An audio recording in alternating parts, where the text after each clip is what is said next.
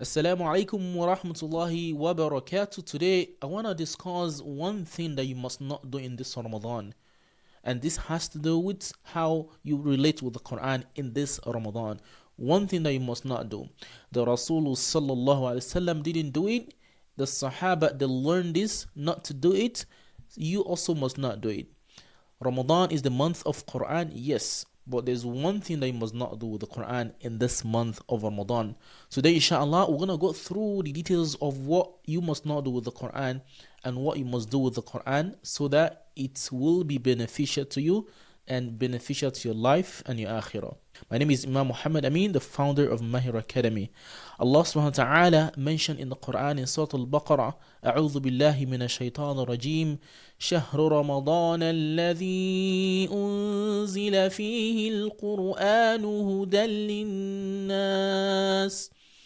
هدى للناس وبينات من الهدى والفرقان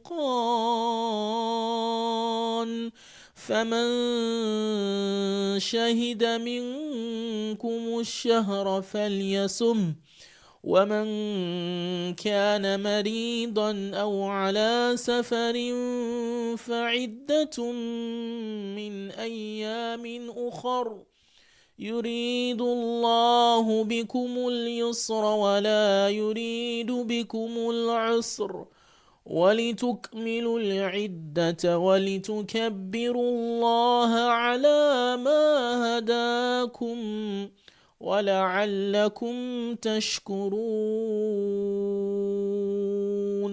We are in the blessed month of Ramadan, and a lot of us wants to relate more with the Quran in this month of the Quran. We want to relate more with the Quran, with Allah subhanahu wa ta'ala through the Quran in this month of Quran, the month of Ramadan, which Allah said the Quran was first revealed in this month.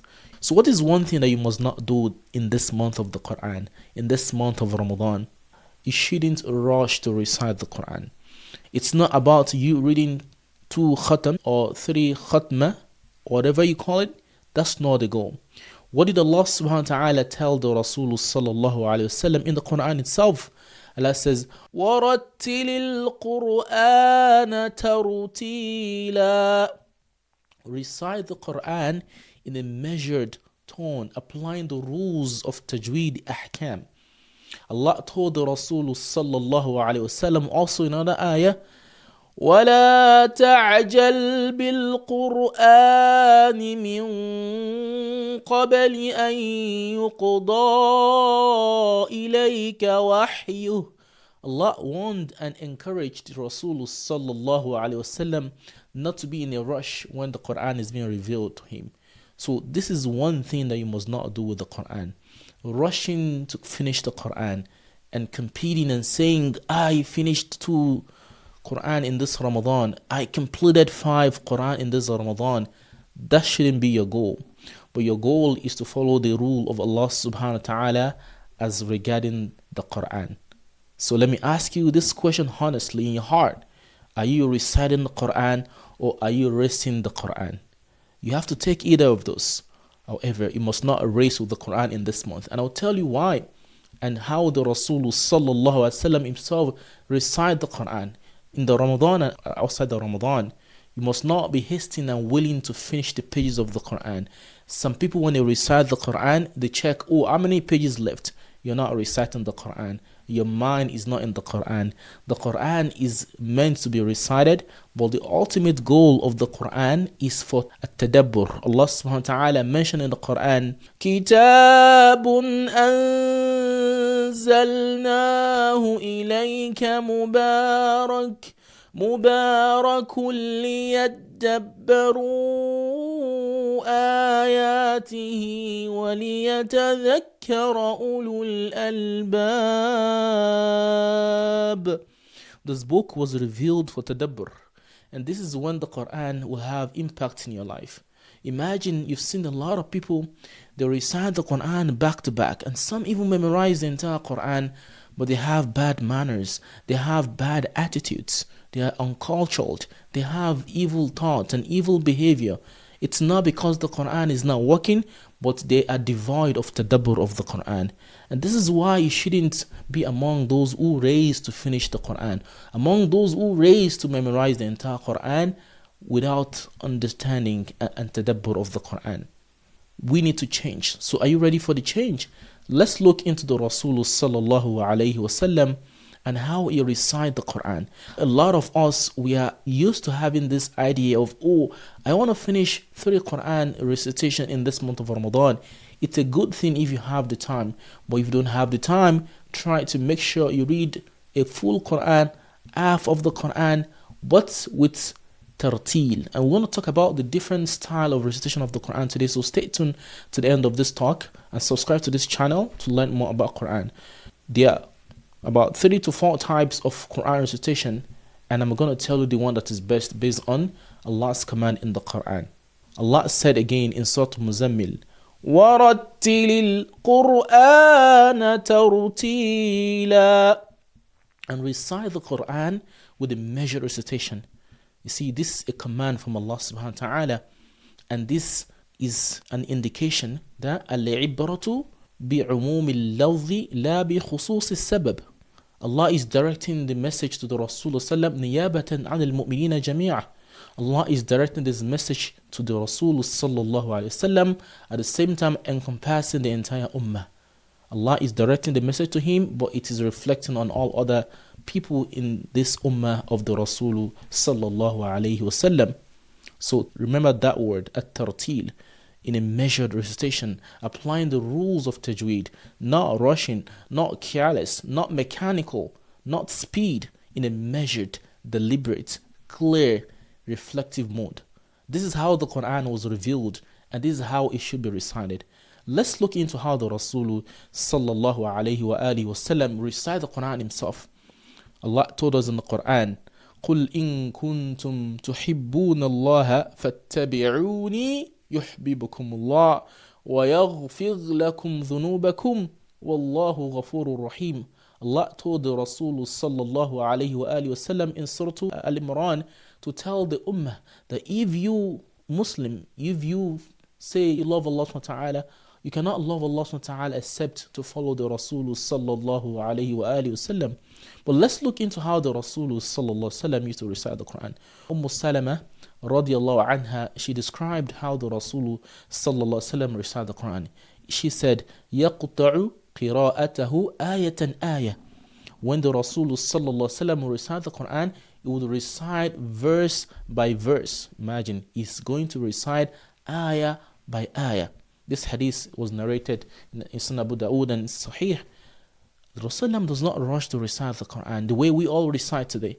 So who taught us how to recite this? That's shaitan. Shaitan wants you to quickly finish the Quran, and that way the Quran is not having any effect in your life. And this is the danger that we fall into. It is the trap that we Muslims fall into today. You have parents being haste. I want my child to finish the Quran. I want my child to memorize the entire Quran. This is a good goal. But pause and let your child reflect on the meaning of the Quran. This is when the Quran will have effect in the life of your child. How many times I've heard of parents saying, oh, my child has memorized the Quran. Oh, Sheikh, help us tell these kids to have manners. Why? The Quran is embedded in their manners and lessons. But many of the kids are not learning the meaning of the Quran. There's no Tadabbur. And this is why the Quran is not having effect on the life of many Muslims today. So, Salama anha, she mentioned Rasulullah يَقْطَعُ قِرَاءَتَهُ آيَةً آيَةً. He would recite ayah by ayah. He will pause and reflect and articulate them correctly. Anas anhu was reported to have said, Qatada asked him, he said, كيف كانت قراءة رسول الله صلى الله عليه وسلم? That how is the recitation of the Rasul صلى الله عليه وسلم? And Anas told him, كان يمد صوته مدا لا حول ولا قوة إلا بالله. The Rasul صلى الله عليه وسلم, he would recite and elongate his tone, meaning he recites gently, slowly. He never rushed the Quran, because he sallallahu was following the command of Allah subhanahu wa ta'ala. So next time when you recite the Quran, listen to this hadith and use that to reflect in your life. It's not about you finishing the entire Quran 3-4 times. If it doesn't have effect on your heart, it's not of a good use for you. You might have the ajr of the Quran reciting it, But the work Allah wants the Quran to do with you is to change your heart, is to make you a better person. Imagine when you leave Ramadan and your manners didn't change, your attitude didn't change, you keep lying, you keep hurting people.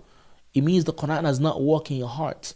So it's better to read little, understand it, reflect on it, than reading many without any reflection. This is the big lesson we need to learn. Do not rush the Quran in Ramadan.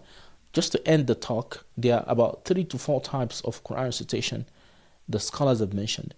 Allah subhanahu wa ta'ala mentioned to recite the Quran بالترتيل ورتل القرآن ترتيلا. Many of the scholars, they divide the Quran recitation into 3. They said الترتيل والتدوير والحدر. So tartīl is when you recite the Quran with reflection, like Allah subhanahu wa ta'ala commanded. But though you recite with reflection, you also apply the rules of tajweed.